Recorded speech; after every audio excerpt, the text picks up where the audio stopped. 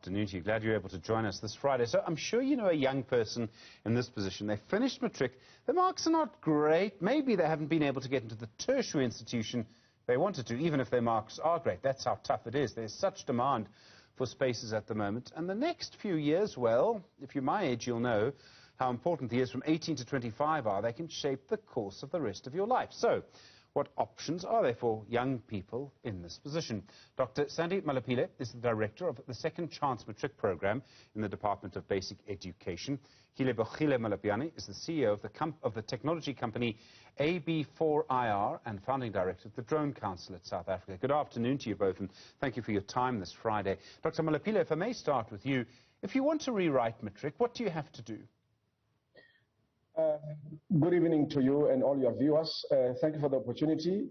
All what you need to do if you have to write Matric and you have not done well in 2021. You just received your results on the 21st of January. You did not do well. Then there's opportunity for you to write again on the subjects that you want to improve the results, or you have hopelessly, unfortunately, did not pass any subject. We are giving you an opportunity to go back to the school where you wrote. You're going to register, and you are going to write in May and June 2021. All the other group of young people who are from 2020 going back, they can register at the district office. They will get an opportunity to rewrite Matric. When they register, we provide support on 4 platforms, which is broadcasting, which is a provision of hard copy material, as well as online, plus the face-to-face classes that we are providing in selected places. So if you need more information, of course, go to our website, Second Chance Matric Programme. On your right, you'll find venues. You click, you'll find out where the centers we have. People must know that you don't write the group that wrote 2020 going backward. You don't have to go back to your school. Only those who wrote in 2021 can go back to your school. We give them a second chance. So that because our basic education does not give up on our children. Basic education says you can wake up and go again. So you actually can still have face-to-face teaching for the next couple of months until you rewrite again in May. There will be teachers who will help you do that. Yes, there will be teachers, just that majority of these young people, obviously, as you know, John, they don't go back to school full time. And the advantage is that you were doing 7 subjects. You are now doing 2 or you are doing 3. You can focus on your own. There are classes in selected places. We encourage people to go to our website. They must also go to the Department of Higher Education. The Department of Education has got more than 200 centers throughout the country. We're working together very nicely. We've got our own, which is 130. The Department of Higher Education has got 200 centers that is available throughout the country. Almost everywhere the classes are there, but mostly they happen after hours and over weekends. Kelebogile, we keep hearing about technology. Everywhere I go, people tell me I must teach my children to code. It's clearly too late for me. It's changing the world. It's changing the future. Is it that exciting? Really? Is the future that exciting? Not only is it exciting, it is digital, and whether you know it or not, you are participating in it. It starts with the very cell phone that you're in, and the very mere fact that you and I are having a live conversation across technology. I'm sitting at home, you're at studio, I hope, and we're having this engagement. So even for you, it's not too late because you're already partaking in it. What do you need to do to take advantage of this, Kelebogile? I mean, the moment someone says to me coding and digital technology, I think, well, back in 1990, when I did Matric, I had to have standard grade maths, and I don't know if that would get me into coding. I mean, do you have to have good maths and science marks? No, you absolutely do not have to. If I may just, a synopsis, we are AB4IR and we are a business incubator. So CEDA has set up a whole lot of business incubators, particularly to assist with entrepreneurship. We're focusing on ICT because there is a glaring digital divide. There's a glaring gender divide at that. So you'll see on my background here, there's something called WITS, where we're also encouraging women to come in. So you can Google and go to the nearest business incubator that is within your reach in the provinces that you're in. And there is great support because business incubation, by its very nature, it's about creating an enabling environment to assist with entrepreneurship. So say you're a young person, you've just been through school, even those that have passed. I mean, we're not just talking about those that need a second chance. Like, so many people may have passed, but they feel going to university or staying at home is not for them. Let's try entrepreneurship. If you don't know where to start, that is where the likes of us come in. We focus on ICT. We do gaming, animation, virtual reality, and drones as well. So for all of that, you don't need to have great maths marks. You just need to be passionate. You need to be hungry. You need to have that mind that wants to explore and see what opportunities. We just ran a drone diva program. Most of the young girls that were in that program did not have a maths background. But it is just the basics. You must understand English. You must be in good health, and the rest you'll take it from there.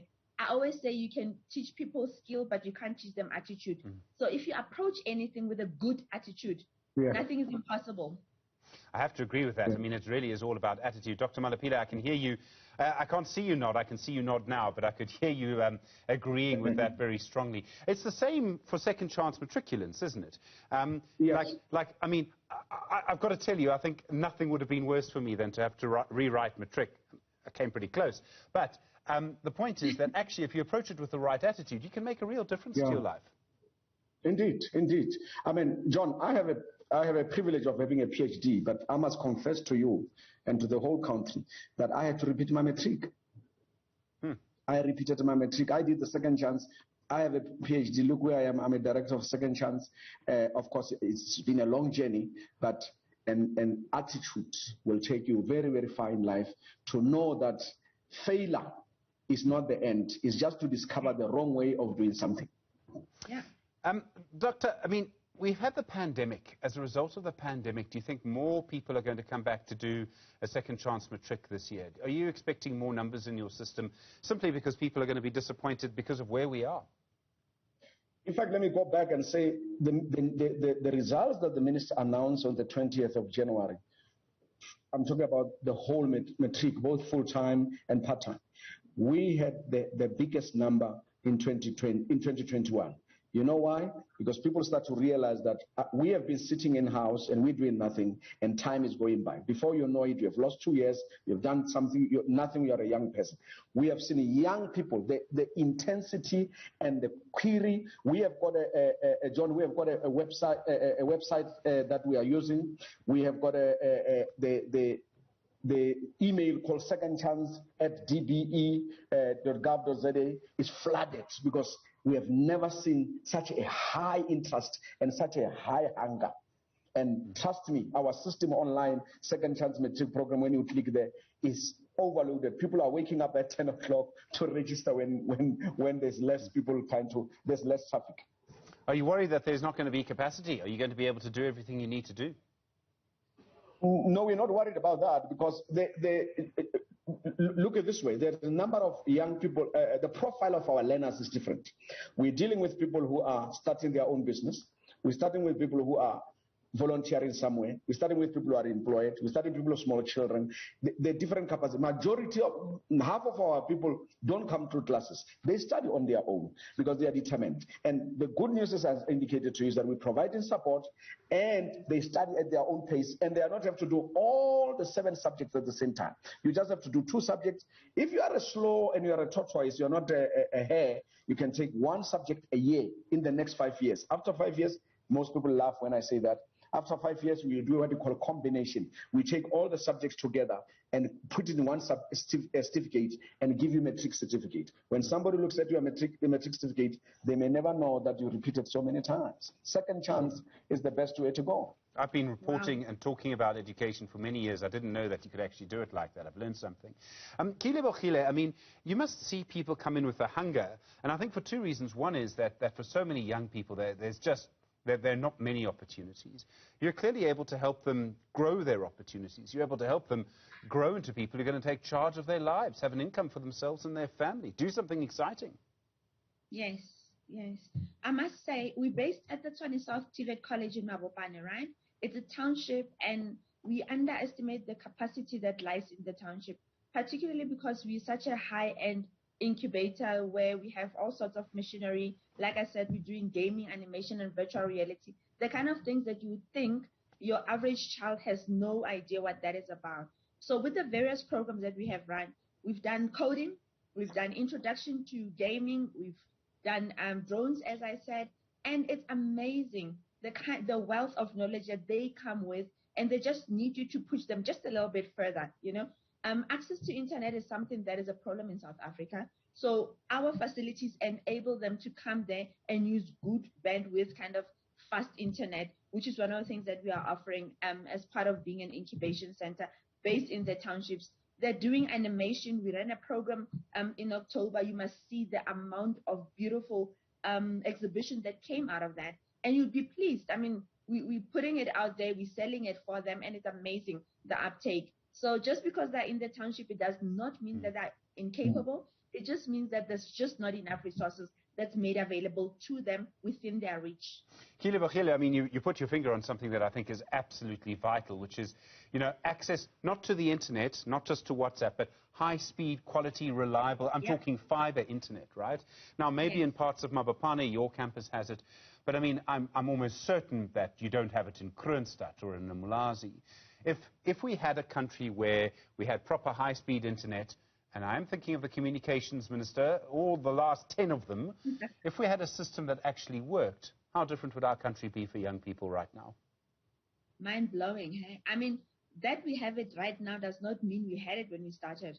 It took us almost a year and a half because the infrastructure in the townships are heartbreaking. You have different telcos that says we can't get there, there's no point here. By the time we got our infrastructure up and running, my God, I had lost so much hair. That's why I have it in braids, because really I can't keep up with the hair that's falling out of my head. But it needs to be done. Somebody needs to push. We need to make sure, to the best of our ability, if you're out there, please let's help each other get access. Good internet. Unless and until we have that, we're kidding, hey? Yeah. Dr. Kelebogile Molopyane, thank you very much indeed, CEO of the technology company AB4IR and the founding director of the Drone Council South Africa. Dr. Sandy Malapile, director of Second Chance Matric Programme at the Department of Basic Education. Do what the man says if you want to. Go on the website, have a look at what options there are for you. Thank you both, by the way, if I may just say, for such an inspiring conversation. I really appreciate it.